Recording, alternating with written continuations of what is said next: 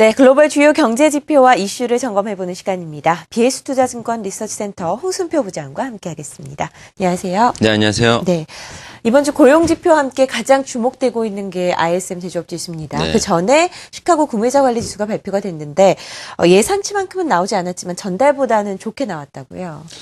예, 말씀하신 것처럼 그 노동부의 고용 보고서와 함께 ISM 제조업 지수가 글로벌 투자자들의 상당한 관심을 끌 것으로 예상이 되는데요.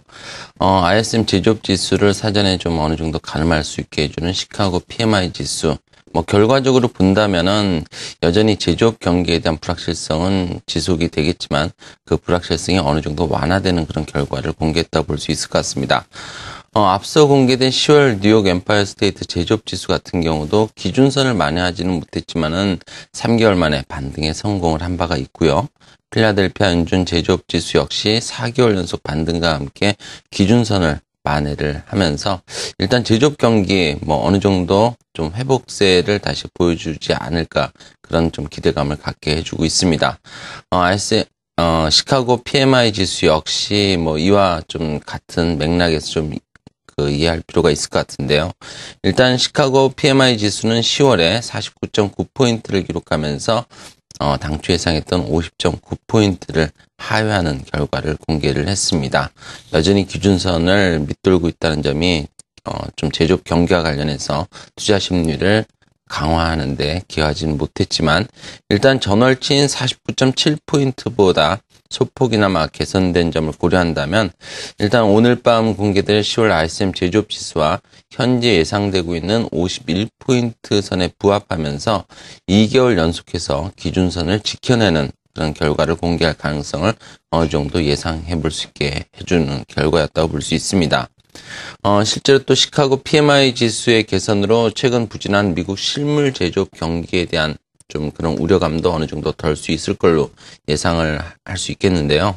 지난 3월에 시카고 PMI 지수가 하강하기 시작하면서 미국의 산업 생산 증가율의 그 둔화를 예고를 했었고 최근 2개월 동안 산업 생산 증가율은 올해 1월부터 7월까지 그 평균치인 4.6%를 크게 하회한 2%대를 기록을 하고 있습니다.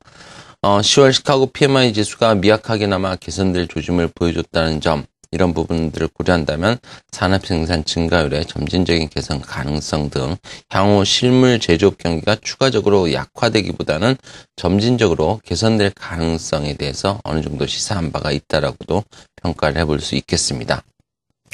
허리케인 샌디의 영향으로 이틀째 휴장을 하고 뉴욕 증시가 시작을 했는데 좀 많이 하락을 할 것으로 예상을 했는데 많이 견뎌냈습니다. 상승세를 오히려 오전장에는 보이다가 PMI 지수가 발표되면서 생수폭을 모두 반납을 했는데요. 증시 입장에서는 별로 좋지 않았지만 경제적인 영향에서는 PMI 지수가 어떤 영향을 미치게 될까요? 예, 현재 그 시카고 PMI 지수의 그 수준만 놓고 본다면은 역시 한미 증시의 상승 추세를 강화시키는 모멘텀이 되기는 다소 좀 어려운 그런 역부족인 상황이라 볼 수 있습니다. 시카고 PMI 지수가 단기적으로 개선되고 있다는 점, 점진적으로 개선되고 있다는 점은 긍정적일 수 있지만 여전히 기업 실적 측면에서의 불확실성을 해소시켜주기에는 어려운 수준이라고 볼 수 있기 때문입니다. 시카고 PMI 지수의 경우에는 2차 양적 완화가 중반에 들어섰던 작년 2월에 고점을 확인한 이후 추세적으로 하강하기 시작하면서 향후 미국 기업들의 주당 순이익이 줄어들 수 있음을 예고를 한 바가 있습니다. 물론 최근 시카고 PMI 지수가 단기적으로 추가 하락 가능성에서 벗어나고는 있지만 현재 한미 증시가 직면하고 있는 기업들의 실적에 대한 우려감을 완전히 해소시키기에는 미약한 수준이라고 할 수 있습니다. 결국 향후 기업들, 미국 기업 실적에 대한 낙관적인 전망과 함께 한미 증시가 뚜렷한 상승세를 연출하기 위해서는 향후 시카고 PMI 지수의 상승 추세의 전환 여부가 중요한 좀 그 시그널이 될 수 있기 때문에 계속해서 좀 관심 있게 지켜볼 필요가 있어 보입니다. 그리고 이와 관련해서는 중기적으로 긍정적인 시각은 어느 정도 유지할 필요가 있어 보이는데요. 지난달부터 시행되고 있는 3차 양적 완화 정책이 시카고 PMI 지수의 상승을 견인할 수 있을 것으로 예상을 하고 있기 때문입니다.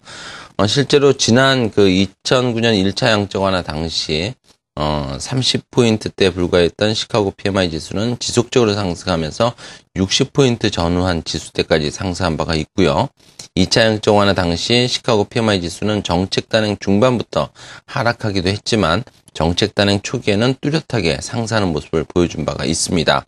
현재 진행되고 있는 3차 양적 완화 정책이 1차 양적 완화의 방식을 따르고 있고 또 2차 양적 완화 당시보다 낮은 수준에서 단행되었다는 점을 고려한다면 3차 양적 완화 정책은 시카고 PMI 지수의 상승 추세로서의 전환 가능성에 어느 정도 힘을 실어줄 수 있는 그런 부분들이 있다고 볼 수 있습니다. 네, 이번에는 국내 시장 전략 세워보도록 하겠습니다. 코스피 지수는 사흘 연속으로 상승세를 기록을 했습니다. 가장 큰 공시는 연기금이었죠. 뒷받침을 좀 해줬는데요. 앞으로의 전략 어떻게 세우는 것이 좋을까요? 예, 역시 연기금을 중심으로 한 국내 기관의 매수 이후로 일단 추가적인 하락이 저지가 되고 있고요. 코스피 1900포인트 선을 만회를 했다는 점, 향후 코스피 하방 경직성에 대한 신뢰감을 높여줬다는 점은 긍정적일 수 있습니다. 그렇지만 간만 미국 증시가 전강 후약의 약세장의 그런 그 패턴을 보여주었다는 점, 이런 부분들을 고려한다면 결국 수급 주체로서의 외국인의 역할을 기대하기는 아직까지는 좀 어려운 부분들이 있다고 볼 수 있습니다. 따라서 코스피의 추가적인 반등 가능성, 그리고 연속적인 반등 가능성에 대해서는 좀 기대감을 낮출 필요가 있어 보이고요. 여전히 낙폭과대 업종 중심의 그 기술적 매매로 한정을 하면서 좀 리스크 관리에 좀 더 주력할 필요가 있어 보입니다. 국내 시장 전략 자세히 세워봤습니다. BS투자증권 리서치센터 홍순표 부장과 함께했습니다. 말씀 고맙습니다. 네, 감사합니다.